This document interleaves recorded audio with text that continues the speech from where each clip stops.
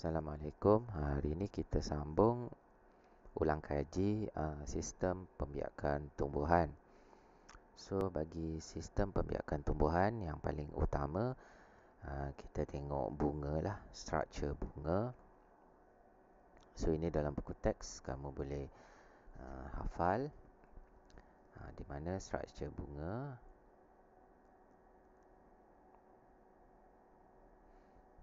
Okey, kalau kamu nampak struktur bunga ada dua benda yang penting, iaitu pistil dan juga stamen. Okey. Stamen organ pembiakan jantan, pistil organ pembiakan betina bagi bunga lah. Okey. So stamen pula dia terbahagi kepada dua bahagian, iaitu anther dan filamen. Manakala pistil pula dia terbahagi kepada empat bahagian, iaitu dia ada stigma, dia ada stele, dia ada ovari dan dia ada oval. Okey. Kemudian kita tengok pula ranggi. Ni ranggi. Ranggi biasanya berwarna-warni untuk menarik perhatian serangga dan haiwan. Sebab tu bunga kelihatan cantik dan berwarna-warni. Tu fungsi dia lah, untuk menarik perhatian serangga dan haiwan. Kemudian kita tengok sepal. Yang warna hijau tu, hijau gelap tu. Sepal biasanya berwarna hijau dan berfungsi untuk melindungi bunga pada peringkat kudup. Maksudnya, sepal ni lah melindungi bunga ketika dia kucup lah, bukan ketika dia mengembang. Okey.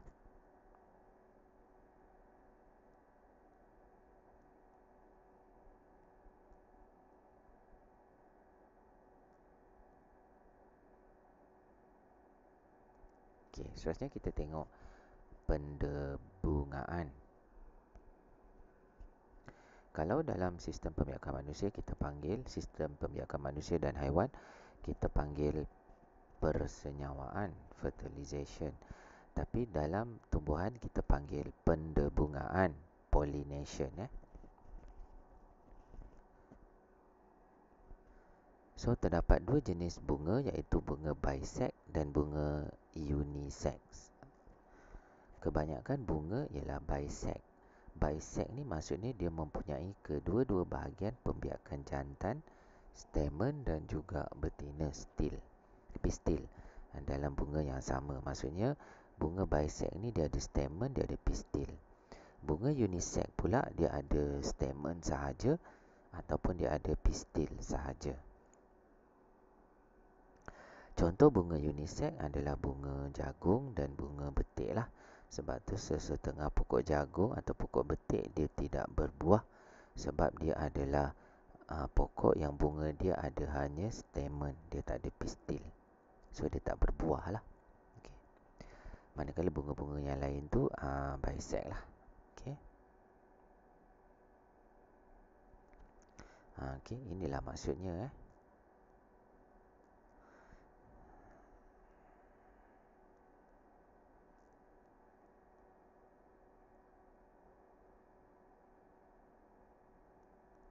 Okay, so inilah maksudnya. Bisex dia ada stamen dan dia juga ada pistil. Contohnya bunga raya lah. Okay. Manakala unisex dia ada stamen sahaja. Dan satu lagi dia ada pistil sahaja. So bunga yang ada stamen sahaja bunga jantan lah. Bunga yang ada pistil sahaja bunga betina. Okay. So pokok yang bunga dia betina, pokok itulah yang akan berbuah. Manakala pokok yang bunga dia jantan, dia tak berbuah lah. Sebab tu ada setengah pokok, macam cikgu sebut tadi lah, setengah pokok dia tak berbuah lah kerana dia unisex, bunga jantan. Okay.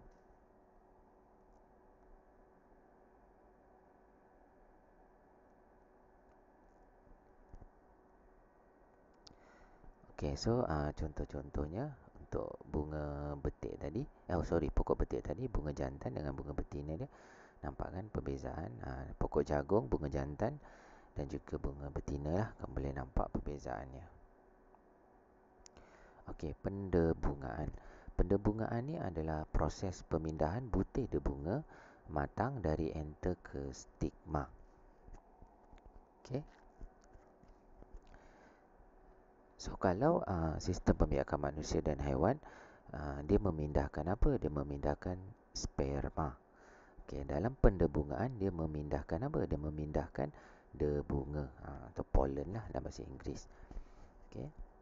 So enter yang matang akan pecah dan membebaskan butir debunga. Sesetengah butir debunga mungkin tersebar ke atas tanah dan ada yang dibawa oleh ejen pendebungaan ke stigma bunga. Pendebungaan terbahagi kepada dua, iaitu sendiri dan kacuk.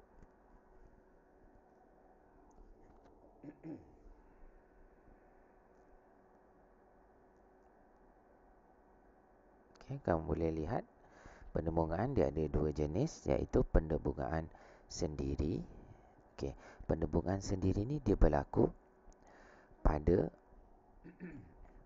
bunga yang sama. Okay, bunga yang sama pada pokok yang sama. Okay, kamu lihat bunga yang sama pada pokok yang sama, spesies yang sama lah, of course. Okay, bunga yang berbeza tetapi tetap pada pokok yang sama. So ini yang kita panggil pendebungaan sendiri. Bagi pendebungaan kacuk, dia dah pokok yang berlainan lah. Okay, pokok dia dah berbeza. So itu pendebungaan kacuk lah. Spesies yang sama lah. Lain spesies dia tidak boleh membiak. Dua spesies yang berbeza dia tidak boleh membiak. Contohnya, harimau tak boleh membiak dengan kucing. Contohlah. So mesti yang spesies yang sama lah. Cuma apa tu pendebungaan sendiri? Dia pokok yang sama, bunga yang sama, pokok yang sama, atau bunga yang berbeza, pokok yang sama. Pendebungaan kacuk pula, semua pokoknya berbeza lah. Okey, itu pendebungaan kacuk. Okey, pendebungaan sendiri tadi cikgu dah sebut, butir debunga dipindahkan ke stigma bunga yang lain tetapi pada pokok yang sama, ataupun butir debunga dipindahkan ke stigma bunga yang sama, of course lah, pokok yang sama. Pendebungaan kacuk pula, butir debunga dipindahkan ke stigma bunga yang lain dan pokok yang lain tetapi spesies yang sama lah, cikgu dah terang tadi. Okey, seterusnya ejen pendebungaan, pollination agent. So ejen pendebungaan ni dia yang membawa butir debunga. Kerana dialah butir debunga disebarkan. Okay, contohnya angin. Tiupan angin tu menolak butir debunga dari satu pokok ke pokok yang lain. So kita boleh katakan angin adalah ejen pendebungaan. Sama dengan haiwan dan serangga, sama juga dengan manusia lah. Okay, bila contohnya haiwan dan serangga ni, contohnya bila lebah lah, bila dia melekat dekat satu bunga, tanpa dia sedari butir debunga tu melekat pada badan dia. So dia berpindah ke bunga yang lain, butir debunga tu dah berpindah ke bunga yang lain lah. So dia ejen pendebungaan, membolehkan proses pendebungaan berlaku lah. Okay, ni contoh dia lah macam mana proses pendebungaan berlaku. So kamu tengok kupu-kupu ni, dia dari bunga A, dia hisap nektar kan, kupu-kupu dan juga lebah, dia melekat dekat bunga-bunga ni, dia hisap nektar. So biasa dia pada sesuatu bunga tu, butir dia bunga tu akan melekat lah pada badan dia. So bila dia terbang ke bunga B, dia terbang ke bunga B, butir dia bunga tadi tu dah dipindahkan ke bunga B. So tu dia jadi ejen pendebungaan lah. Okay. So haiwan dan serangga, ejen pendebungaan. Okay. Ciri-ciri, ni selalu soalan tanya lah dalam peperiksaan sampai ke form 3 pun. Ciri-ciri bunga yang didebungakan oleh haiwan dan serangga. So dia ranggi dia besar, berwarna-warni, mempunyai nektar dan berbau harum, menghasilkan butir bunga yang kasar dan melekit. Contohnya bunga yang didebungakan oleh haiwan dan serangga ialah durian, rambutan, betik, bunga raya, bunga matahari dan bunga ros, dan banyak lagi lah. Okey, angin. Yang kedua, ejen angin. Okey, butir debunga. Okey, ciri-ciri bunga yang didebungakan oleh angin berbeza dengan yang didebungakan oleh haiwan dan serangga tadi. Untuk angin pula, bunga dia berwarna putih atau pudar. Okey, butir debunga dia banyak, kecil, licin dan ringan lah supaya mudah ditiup angin. Filamen dan stis dia panjang supaya mudah juga ditiup angin dan dia mudah terbang ke bunga yang lain lah. Okay, contoh bunga yang didebungakan oleh angin ialah jagung, rumput dan padi. Okay. Okay, seterusnya kita pergi ke kelebihan pendebungaan kacuk. Ini pun selalu keluar dalam peperiksaan. So, bila pendebungaan kacuk, dia menggabungkan bahan genetik daripada dua pokok induk yang sama spesies lah. So, dia ada variasi genetik kat situ. So, pendebungaan kacuk ni dia mempunyai banyak kelebihan lah. Ini kelebihan dia. Pokok yang lebih sihat dan dapat menyesuaikan diri dengan persekitaran. Tanaman mempunyai varieti baharu. Biji benih lebih berkualiti. Pokok baharu mempunyai daya tahan yang tinggi terhadap perosak dan penyakit. Salah satu contoh kelebihan pendebungaan kacuk ni adalah, contoh paling mudah kita tengok buah durian. Dulu-dulu mana ada durian Musang King. Durian Musang King ni adalah kacukan lah. Kacukan daripada dua jenis durian yang berbeza.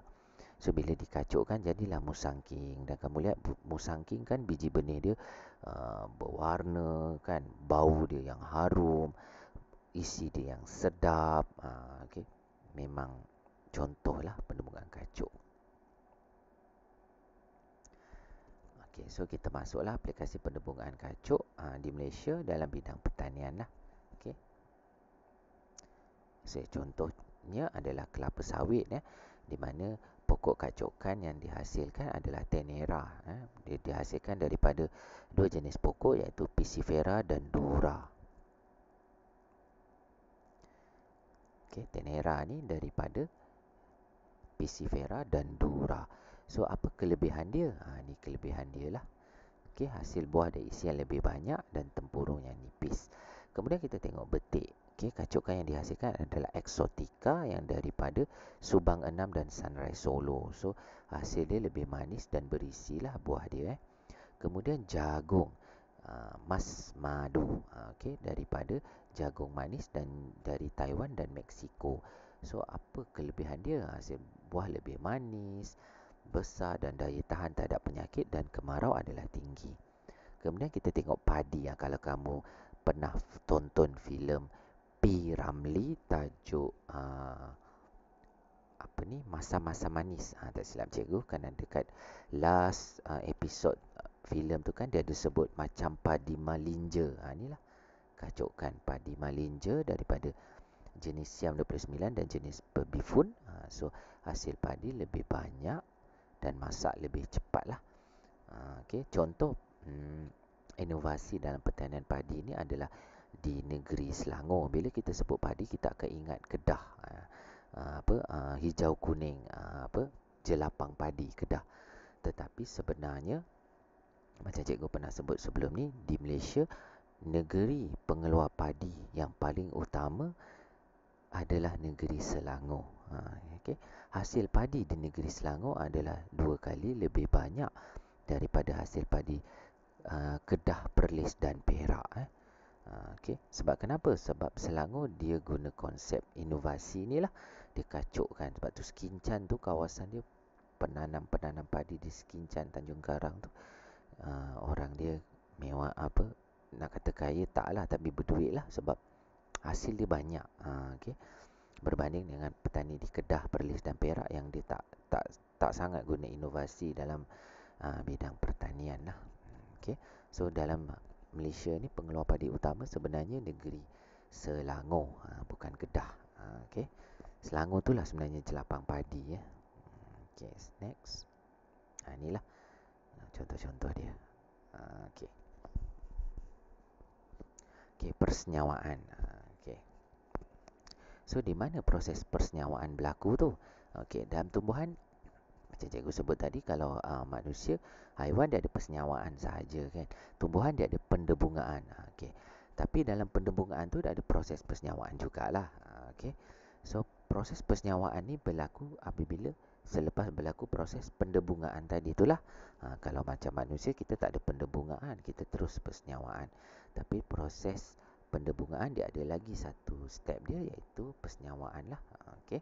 So, selepas pendebungaan, proses penyawaan pun berlaku apabila gamit jantan yang telah dipindahkan tadi itu dibawa oleh debunga bercantum dengan gamit betina di dalam ovul. Okey. So, inilah proses dia. Okey, ini proses dia. Yang pertama, putih debunga jatuh ke atas stigma. Okey, nampak tu. Kemudian dia akan digging tau, dia akan ni. Okey, tiup debunga tumbuh ke arah ovari membawa gamit jantan. Kamu nampak? Dia macam digging, dia macam mengorek, dia korek untuk sampai ke ovul. Kamu nampak step yang ketiga? Nampak step yang ketiga? Dia dah tembus dah, nampak kat situ. Selepas tiup debunga menembusi ovul, gamit jantan bercantum dengan gamit betina, berlakulah persenyawaan lah. Okey. Okey, so struktur biji benih dan fungsinya. Okey, selepas persenyawaan berlaku, ovul dalam ovari berkembang menjadi biji benih. So, biji benih terdiri daripada embrio yang dilapisi oleh kulit biji atau testa.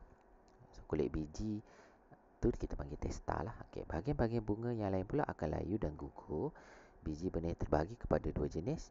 Ini kena ingat monocotyledon dan dicotyledon. Okey. Okey. So, ini dia lah perbezaan dia. Monocotyledon dan dicotyledon. Yang pertama kita tengok dicotyledon. Kenapa dicotyledon? Maknanya dia ada dua biji benih lah. Okey. Sebenarnya dia ada satu lagi kat sini lah, kalau kita tengok yang lain lah. So, dia ada dua biji benih. Lepas tu kita panggil dicotyledon. Dia ada dua cotyledon lah. Okey. So, kamu kena ingat lah mana kedudukan testa, micropyle, hilum. Ini testa, plumelnya kat sini, radikalnya, cotyledonnya. Okey. So, kamu nampak perbezaan utama dia. Kemudian monocotyledon, kamu nampak pandangan depan dia kan beza ni, nampak? Kan beza, okey. So, pandangan depan dia ada kulit, biji, dia ada radikal lah. Okey, keratan memanjang dia pun nampak beza kan. Okey, dia kat dalam, yang ni dia kat luar. Okey. So, tu nampaklah perbezaan dia, monocotyledon dan dicotyledon. Okey. Yang ni kamu kena hafal lah. Struktur, fungsi biji benih. Okey, testa melindungi biji benih. Kejap cikgu highlight. Okey, testa melindungi biji benih. Hilum, tempat biji benih melekat pada buah. Micropyle, liang kecil yang membenarkan air dan udara memasuki biji benih. Okey, embrio, plumel pula, bahagian embrio yang berkembang akan menjadi pucuk. Ingat plumel, bahagian embrio yang berkembang akan menjadi pucuk. Ingat radikal, bahagian embrio yang berkembang menjadi akar. Ini dua benda yang kamu kena ingat lah. Plumel jadi pucuk, radikal jadi akar. Okey. Cotyledon dan endosperma menyimpan dan membekalkan makanan untuk percambahan biji benih. Ini pun kamu kena ingat lah. Okey. Okey, percambahan biji benih. Semasa percambahan, testa pecah dan radikal mula muncul dan tumbuh ke bawah membentuk akar. Ingat tadi radikal membentuk akar. Plumel pula tumbuh ke atas menjadi pucuk. Okey. Setengah cotyledon tumbuhan keluar dari tanah dan disebut sebagai percambahan epigel. Okey, terdapat juga cotyledon yang tetap berada di dalam tanah sepanjang tempoh percambahan. Itu kita panggil hypogel. Ini beza dia. Okey. Okey, ini beza dia. Epigel, ingat epigel, plumel yang tumbuh. Nampak ni, plumel. Plumel yang tumbuh menjadi pucuk tu, dia akan keluar daripada tanah. Ingat itu epigil.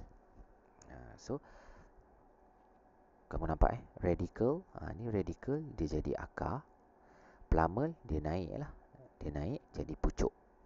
Okey. So kamu nampak ni, cotyledon tu dia keluar daripada tanah. Okey, cotyledon tu dia keluar daripada tanah. Itu kita panggil percambahan apical. Selanjutnya kita tengok percambahan hypogil. Okey, apa beza percambahan hypogil? Kamu lihat cotyledon tu, ni cotyledon tu dia kekal di dalam tanah. Nampak plumule ni mula dia naik, kemudian dia terus naiklah, bila dia jadi pucuk dia keluarlah daripada tanah Tapi cotyledon tu dia kekal dalam tanah. Radical ni jadi akar lah. Okey. So itulah hypogil. So nampaklah perbezaan antara epigil, cotyledon keluar daripada tanah, hypogil, cotyledon kekal di dalam tanah. Okey, syarat percambahan biji benih 3 je lah. Air, udara, suhu yang sesuai.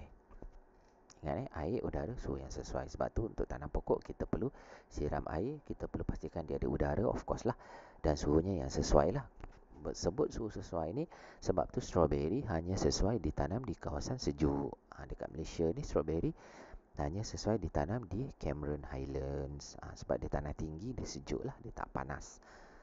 Cuba kamu bawa tanam dekat kawasan Kelang yang panas ni, mesti tak tumbuh Sama lah dengan pokok apple. Okay. Manakala untuk buah kurma pula, dia tumbuh di kawasan yang panas pula. Dia tak boleh kawasan yang di kawasan padang pasir, di kawasan gurun dia tak boleh tumbuh kawasan macam banyak air macam kat Malaysia ni. Sebab tu kurma kalau kita bawa Malaysia pun tak boleh tumbuh, kecuali sekarang ada teknologi baharu yang dipanggil apa ni, genetic modification. Okay, genetic modification. Genetic modification ni ada setengah tumbuhan yang tak boleh tumbuh di kawasan panas, dia boleh tumbuh dah melalui genetic modification lah. Cikgu pun lupa nama istilah dia, GMO, genetic modification organism. Okay, istilah GMO nanti kamu jumpalah istilah ni di peringkat lebih tinggi. Sekarang dah jadi isu perdebatan juga pun makanan daripada GMO, macam itulah. Okay, so habis untuk hari ini. Start minggu depan kita ada kelas hari Selasa sahaja. Kemudian minggu lagi satu kita dah kelas bersemuka kan. Okay. So itu saja. Sekian, terima kasih dan Assalamualaikum.